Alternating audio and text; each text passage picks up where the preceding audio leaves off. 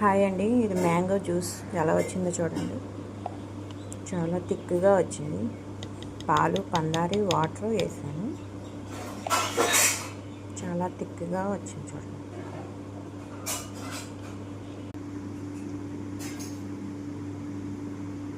చూడండి, mango juice ready అయిపోయింది.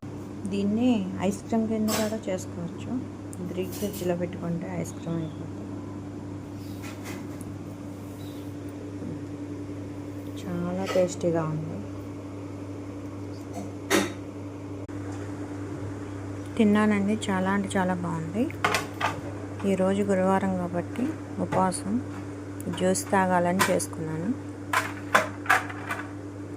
కాకపోతే ఈ జ్యూస్ నేను తాగకూడదు, కాకపోతే లైట్గా తీసుకుంటా. చాలా అంటే చాలా బాగుంది. ఐస్ క్రీమ్లా ఉంది.